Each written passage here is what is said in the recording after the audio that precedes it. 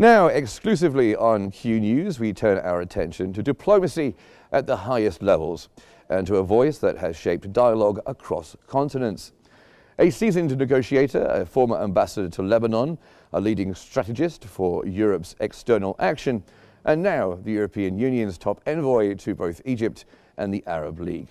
I will hand over to Reham Morsi in our studio, who's standing by with the EU ambassador to Egypt, Her Excellency Angelina Eichhorst. Reham.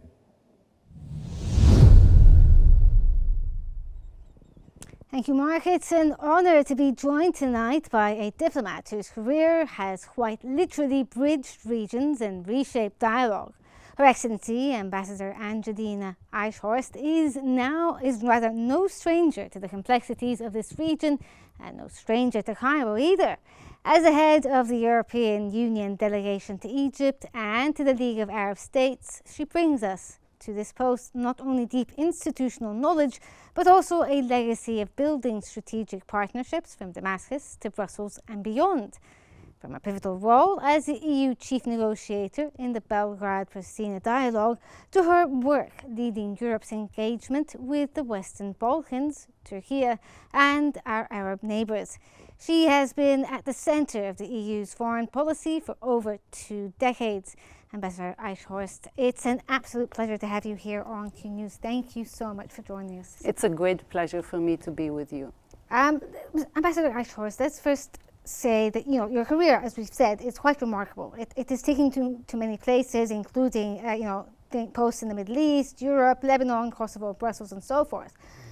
When it comes to your role here right now, how has this new role been for you so far, and what drew you to it personally?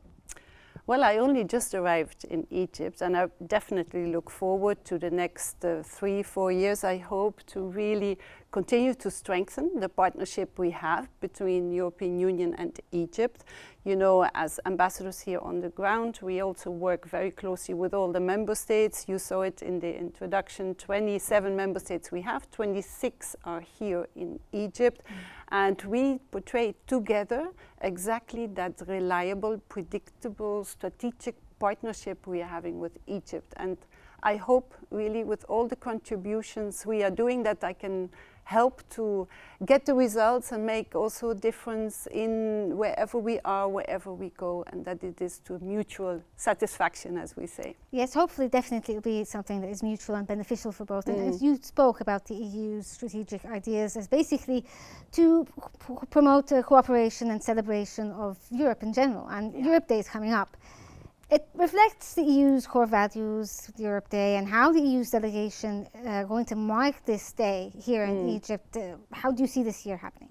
Europe Day is a beautiful day. It's 9th of May. 9th of May is really the day where we celebrate peace and unity, in fact. It is all about how we stand together to make things that used to happen in the past not happen anymore. Actually, it was obviously all about how member states from the EU decided to work together and to not go back into the big disasters anymore. We are 75 years today, in fact, or this year, I should say, on 9th of May, of celebrating Europe Day. And what we will do in Egypt, we will actually go across the whole month. We are active from Aswan to Alexandria, also celebrating, of course, in Cairo, but we're going to be in different places. I hope to leave tomorrow for the film festival, the Women Film Festival in Aswan. We have been supporting this since the last 6 years, and I hope to meet there many friends of the European Union, and together also with all our friends from Aswan and from the region internationally. It's an international film festival. Yes. And then we have a number of other visits, projects we will visit together. I'll go to Alexandria the week after.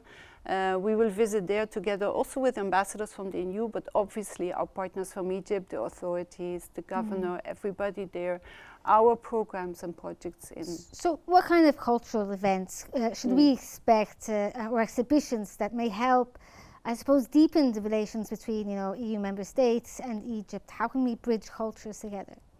I think already our cultures are honestly very close because it's historic, it's deep, it's very long. If you look at the history of Europe, and not so much the European Union, but all the member states with Egypt, they go back, and it's fascinating. I find it a fascinating history, and you feel it also in the culture when you are with the people, when we interact. Sometimes the language is maybe a barrier, but many people from Egypt have also the chance to travel to Europe, and many of course from Europe come to Egypt. So we work culturally. As I told you now, this is on a film festival, but we have so many cultural activities.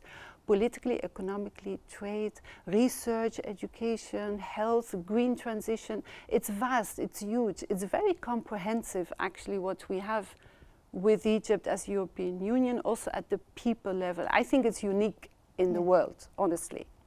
Well, moving on from like the cultural part or the relations between the EU and Egypt, can we ask a bit about the strategic partnership between Egypt and the EU?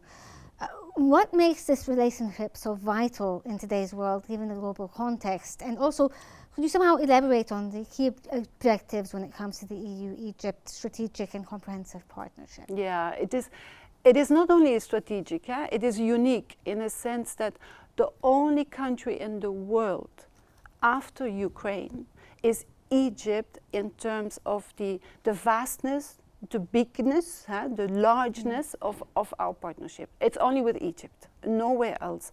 And we took actually Egypt as an example to work with other countries in the world as well. And today, I must say, the European Union, because of everything that's happening in the world, we're even more engaging, deeper engaging. We are reliable, we are predictable, we are steady, we are consistent, sometimes boringly consistent. But with Egypt, what we have decided when President von der Leyen, when she came last year with President Sisi, to work on all the areas where we have the mutual interest. Politically, economic, trade, investment, culture, people to people, the economy, as I said, but also green, mobility, migration.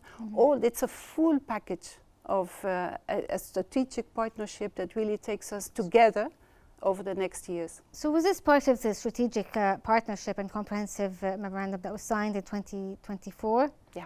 And if so, could you like sort of elaborate on what are the possible, cooperation methods that we're going to see between the EU and Egypt? So with it comes, of course, a big financial package. Then we talk about almost 7.5 billion euros that are still, some of it still needs to be signed off, but it's all out there, and it's all going to be exactly building on the priorities of the government of Egypt and all the partners to move where the priorities are. I mentioned, for instance, green transition, economy, trade, bringing in investors also from the European Union. It's very important because a lot of investors are lining up. We had last year a very successful investment conference in Egypt. You see, every time when a member state comes and visits Egypt, when leaders come, they bring also investors with them. It's also on the area of the sectors where Egypt sees a key part of energy, water, transport. European Union has been, in fact, already for decades working with Egypt in these key sectors, and we will continue to do so. So with that amount for the next 3 years, and that's only European Union, it's not the member states who are also heavily investing, a lot of strategy, a lot of, it's all about where can we partner up together to face the strategies of the world today and, the challenges of the world today, and there are many, as you know. Yes, of course, which brings me to the next idea here. I mean, like one of the challenges is migration. The migration file is a shared priority for both Egypt and the EU.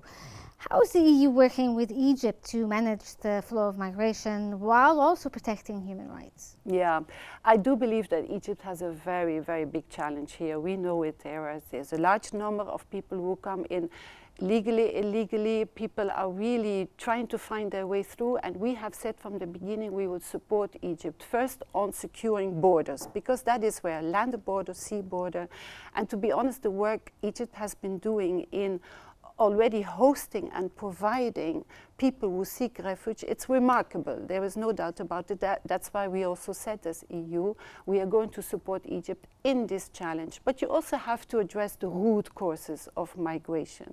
And you also have to make sure that people, when they are in the country, that they're being protected and being cared for, what Egypt really does. What it needs is support. And as European Union, we have said we will support you throughout because we know this challenge. We also, everywhere is the challenge of how do you break through the smugglers' networks who take people illegally, put their lives at risk. So here we are, I think, in a very, very deep, good partnership with Egypt to address these issues. One of the major things that is, forming political process in the world is climate change. It's a big thing now. Yeah. With climate change accelerating, how central is it for Egypt to Europe's energy diversification strategy play in all of this, especially in light of the green transition, as well as the Mediterranean solar potentials as well? Is this something that is very important for the EU and Egypt? May I say it's for both, but it's mainly I see for Egypt wants to have the green transition work and be an energy hub with the diversification of the energy sector and to use the renewables and the whole mix. For us, for the European Union, we made that decision, as did Egypt, a few years ago, but we are full steam on it. Some people are always saying, well, is it still a priority, green? It is an absolute priority because it isn't survival for all of us. And we have found, European Union found in Egypt a very strong partner, and the potential there is currently in Egypt, as I said, to work on green. And you see also, I must say, I engage so often with many young Egyptians who feel very strongly climate change is a threat, it is an issue, we need to work together. I'm very, very hopeful also with all the interlocutors we have at the level of the government and partners, investors, that this is going to remain very high on the agenda. Okay, if we could move on to the other hot topic that's happening right now, which is basically the conflict in Gaza. You personally led missions in the region and understand the human cost of the conflict itself. Yeah. In Gaza, how would you assess the depth and coordination of the EU-Egypt humanitarian partnership, especially in Rafah? Yeah, as you said, really the human costs are so big that it needs to be resolved. Issues need to be resolved here. Solutions have to be found. And I must say that Egypt has, from the very start of this conflict of 7th of October, and even before, always try, and until today, to work really very hard to find, first to put an end to the conflict. The priorities now, ceasefire, get the hostages released, make sure also in Egypt put the full plan on the table, which we supported, to reconstruct the Gaza. But everybody wants to see here a political horizon, a political solution. And I must give it to the Egyptian authorities and how hard. There is no day that passes by without, and all the people we work with, from the Egyptian side, they try to find a next step to stop the violence and to get back on a political track.